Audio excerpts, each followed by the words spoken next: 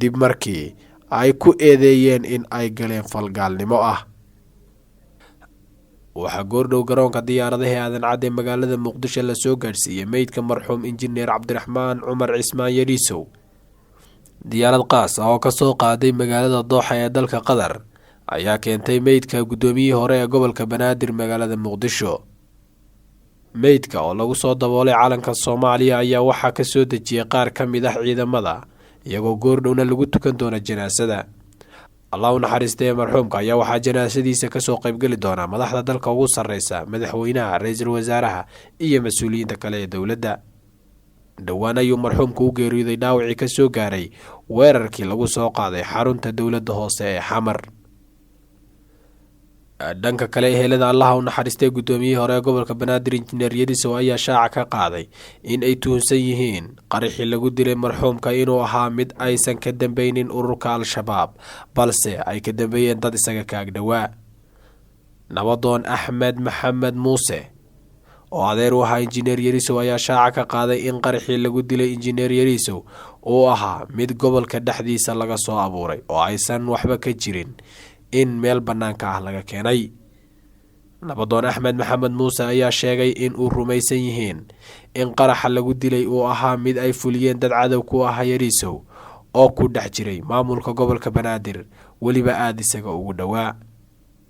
igaarkayga wuxuu ku baxay si cadowtinimo ah si uusan mudnayn. waxaan ka rabnaa madaxweynaha, ra'iisul wasaaraha Soomaaliya iyo dhammaan dadka kale ee Soomaaliyeed in la helo dadkii ka dambeeyay yariisow dilkiisa, ayuu yiri nabadoonka. waxaan qabnaa in dadka dilay ay ku dhex jiraan maamulka gobolka banaadir. waxaan qabnaa in la marsiiyo wixii uu maray injineer yariisow iyo wax ka sii daran. waxaan qabnaa in cadaalad uu helo, ayuu yiri Axmed Maxamed Muuse. yariisow ma ahayn nin Soomaaliya baahi u yimid. wuxuu dalkiisa ugu soo laabtay inuu dadkiisa wax u qabto, balse waxaa abaal looga dhigay in la dilo oo weliba ay dilaan dadkii isaga ugu dhowaa. dhanka kale bismillaahi raxmaani raxiim. ummadda Soomaaliyeed dhammaanteed tacsiye inoogu timid, waana la tiraanyootay, waana la gubatay, waana la jiljilatay, waa laga xumaaday, wax laga xumaado waaye. injineer yariisow geeridiisa nin qaali ah oo ahay, nin Soomaaliyeed oo ahay, nin caalamka oo ka dhintay, Soomaaliya oo ka dhintay, ilaahay mulkulaha qaranka oo ka dhintay. wuxuu mudneen aa la yeelay, waa noolaga tacsiyeeyey.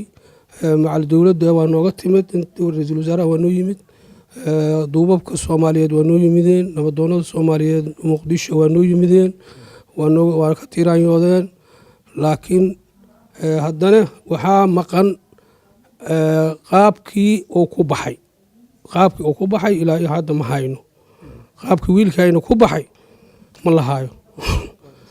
waa maasha Allah. waxaan rabaa qaabkii wiilkayna ka baxay in la helo. dowladda Soomaaliyeed haddii cadaalad jirto waxaan ka rabnaa in la helo. aniga waxaan dhihi karaa waxaas wax laga abuuri waayo, wax gobolka dhexdiisa laga abuuri waayo, maan wax meel kale ka yimid ma aha. gobolka dhexdiisa ayaa laga abuuray, isiga ayaa u sarreeyey.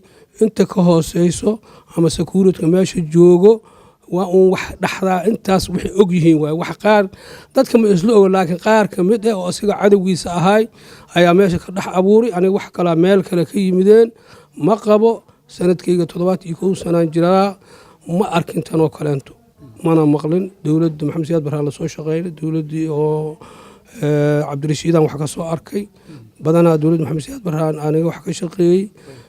haddana nabadoon Soomaaliyeedaan ahay, nabadoon qabiil ma ihi. iyaarkayga wuxuu ku baxay si cadownimo ah, si ou mudneen. nin aqoon-yahan ah, dalka inuu horu dhiga rabay ou ahay, si ou mudneenaa lagu dilay. waa ka xunnahay. waxaan ka rabnaa madaxweynaha mudane Cabdulaahi Farmaajo, waxaan ka rabnaa madaxweynahayna iyo ra'iisul wasaarahayna, waxaan ka rabnaa iyo inta kaleo ka hooseyso baarlamaanka, sakuuradka oo Soomaaliyeed, dhammaan siyaasiyiinta kulli waxaan ka doonaynaa ninkaas barka uu ku baxay in la helo, dadkii dilay in la helo waay. wax ka baxsan male. goladaas waxay ku jiraan oo ama sakuuradka ah ama shaqaalaha oo gobolka meehana laga dhex sameeyey maan wax bannaanka ugu yimid ma aha aniga saan qabo fikradeyda ay siisay saas waaye waxaana ka rabnaa dowladda soomaaliyeed haddii cadaalad jirto waa inaan helnaa wiilkayna xanfafadii gaartay tuka dara in la gaarsiiyo dadkaasna la horkeenaa rabnaa maxkamaddana la horkeenaa rabnaa ehelkii baad ka mid tahay dabcan meydkiisa maantay ayay ahayd in magaalada muqdisho la keeno dib u dhac baa ku yimid maxay tahay arrimaha dib u dhigay dib u dhigay xoogaa cunug yar oo siga dhalay ayaa xanuunsadaa layidhi saasuu dib ugu dhacaa layidhi la sugaayey berigaa takhtar la geeyey halaasuu u baaqdaa layidhi warar soo baxay waxay leeyihiin safaaradda ingiriiska magaalada dooxa ayaa meydka sheegtay in la baarayo sida dadka isla dhex marayeen bal ilahan maxaad ka ogtiin wax dhici kara waaye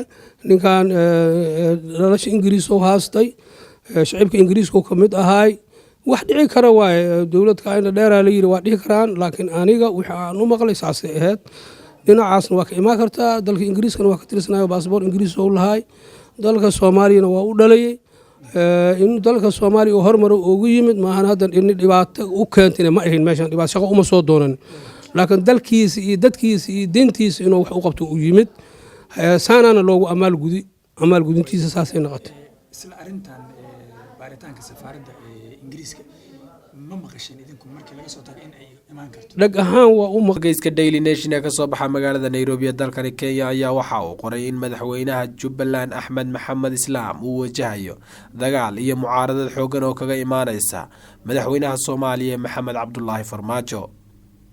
wargeyska ayaa sheegay in Farmaajo ay ka go'an tahay in Axmed Madoobe uusan ku soo laabanin talada Jubbaland balse ma adeegsanayo xeelad dagaal oo toos ah wuxuuna adeegsanayaa mid aan toos ahayn. sida warbixintan lagu sheegay Farmaajo ayaa ka dhaadhiciyay xubnaha beeshiisa Mareexaan oo ah beel degta Jubbaland in aysan isu soo sharixin xilka madaxtinimada ee Jubbaland. Farmaajo ayaa doonaya in beesha ogaadeen ay ku tartanto ama ku loolanto xilka madaxtinimo wuxuuna taageerayaa xubno ka mid ah beeshaasi oo ku jira dowladda federaalka ah. dadka siyaasadda falanqeeya ayaa tallaabadan uu Farmaajo qaaday ee ah inuu beeshan dhexdooda ay ku loolamaan talada Jubbaland ku tilmaamay mid uu ku wiiqaya Axmed Maxamed Islaam. ugu dambeyntiina daawadayaal kusoo dhawaada warbixin aan ku eegayno maxaa ka jira sababaha uu u celiyey jinsiyaddii Maraykanka madaxweynaha Soomaaliya Maxamed Cabdullaahi Farmaajo. madaxweynaha Soomaaliya Maxamed Cabdullaahi Farmaajo oo dhowaan iska celiyay jinsiyaddii uu ka haystay dalka Maraykanka oo uu muddo dheer ku noolaa sida lagu shaaciyay war-saxaafadeed ka soo baxay madaxtooyada Soomaaliya.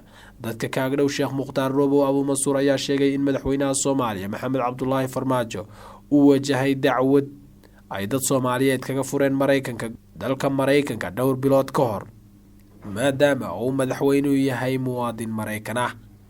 dacwadda Maraykanka laga furay ayaa la sheegay in ay geeyeen dad qaraabo ay yihiin Sheekh Mukhtaar Roobo Cali Abu Mansuur oo dadkaasi ay ku nool yihiin Maraykanka waxayna madaxweynaha ku eedeeyeen tacadiyo ka dhan ah xuquuqda aadanaha.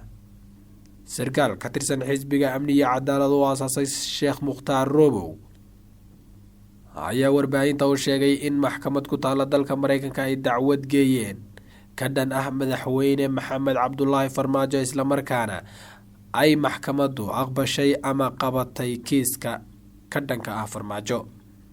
ma jiraan ila caddayn kara kiiska dacwadeed ee la sheegay in Maraykanka looga furay Maxamed Cabdullaahi Farmaajo in ay ka dambeysay celidda jinsiyaddii Maraykanka balse waxaa jira in magaalada Muqdisho uu dhowr bil ka hor ka sheegay Yuusuf Xasan Mursal oo ka mid ah xisbiga Sheekh Mukhtaar Roobo Abu Mansuur uu sheegay in ay dacweyn doonaan madaxweynaha Soomaaliya.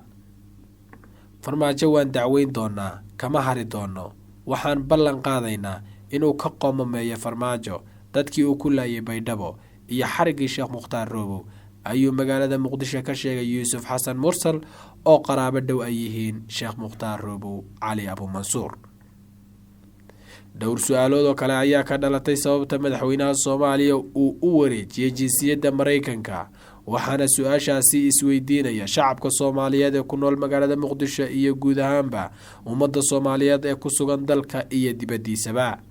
si kastaba ha ahaatee qoraalka villa Soomaaliya ka soo baxay ayaa lagu sheegay in qorshaha celinta jinsiyadda Mareykanka uu madaxweynaha bilaabay dhowr wax yar uun kadib markii loo doortay xilka madaxtinimo, taasi oo macnaheedu yahay in ay ka horeysay arrinka Sheekh Mukhtaar Robow Cali Abu Mansuur.